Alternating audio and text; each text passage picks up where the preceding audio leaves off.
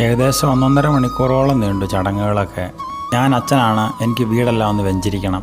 നല്ല തിരക്കിൻ്റെ സമയത്താണ് വന്ന് പറഞ്ഞത്. പക്ഷേ ഇതിനെ സപ്പോർട്ട് ചെയ്യണം. കാരണം കഴിഞ്ഞ ദിവസങ്ങളിലെല്ലാം പള്ളിയും കാര്യങ്ങളൊക്കെ ആയിട്ട് ഇങ്ങനെ നടന്നുകൊണ്ട് തന്നെ അവരുടെ തലയിൽ എന്തൊക്കെയോ കാര്യങ്ങൾ കയറിയിട്ടുണ്ട്.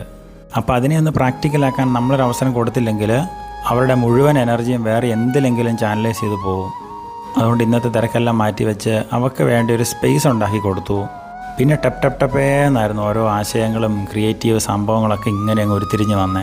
എല്ലാവരും നല്ലപോലെ അനുഗ്രഹം വാരിക്കൂട്ടിയെന്ന്.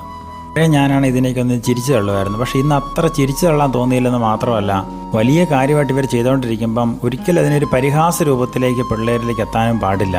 അതുകൊണ്ട് ഒന്നിൽ നിന്ന് അടുത്തതിലേക്ക് എത്താൻ വേണ്ടിയിട്ടുള്ള സപ്പോർട്ട് ഇങ്ങനെ പറഞ്ഞുകൊണ്ടിരുന്നു. അതുകൊണ്ട് ഓരോ സമയം കഴിയുമ്പോഴും അവിടെ ക്രിയേറ്റിവിറ്റി ഇങ്ങനെ കൂടിക്കൊണ്ടിരുന്നു.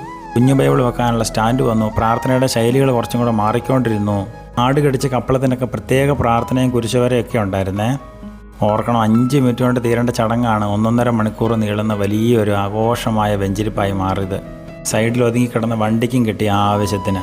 ഒരാളും മണ്ടത്തരം കാണിക്കാൻ വേണ്ടി ജനിക്കുന്നൊന്നുമില്ല. പക്ഷെ ഒരു കാര്യം പറഞ്ഞുകൊണ്ടൊക്കെ വരുമ്പോൾ ഉണ്ടല്ലോ, ഒറ്റയടിക്ക് അതിനെ വെട്ടിക്കളയരുതെന്ന് ഞാൻ പറയും. അവരുടെ ആശയത്തിന് ലിങ്ക് ചെയ്യുന്ന നമ്മുടെ 1-2 പോയിൻറ്റ്സും കൂടെ ഒക്കെ പറഞ്ഞു കൊടുക്കുമ്പോൾ ഉണ്ടല്ലോ, പിന്നെ കാണാൻ പോകുന്ന മൊത്തം ക്രിയേറ്റിവിറ്റിയുടെ സൈഡായിരിക്കും. ഞാൻ കണ്ടു കേട്ടോ, ഈ ചടങ്ങ് നടക്കുന്ന സമയങ്ങളിൽ വലിയ ഒച്ചപ്പാടും ബഹളവും നടത്തിയില്ലെന്ന് മാത്രമല്ല, ഒരു പുരോഹിതൻ്റേതായ എല്ലാ ഡിസിപ്ലിനും അതിൻ്റെ അകത്തുണ്ടായിരുന്നു. വീടും പരിസരവും ഈസ്റ്ററിന് വേണ്ടി അന്ന റോസിനാൽ വീണ്ടും ഒന്നുകൂടി ഒന്ന് ഒരുക്കപ്പെട്ടു. നടക്കാൻ പറ്റുവാണെങ്കിൽ ഈ ചെടികളൊക്കെ അവളുടെ ഒപ്പം ഓടി നടന്നേന്. അച്ഛന്മാരിങ്ങനെ വെള്ളം കുടിക്കുന്നതെന്ന് പറഞ്ഞ് വെള്ളവും കുടിച്ചു. ദൈവം അനുഗ്രഹിക്കട്ടെ.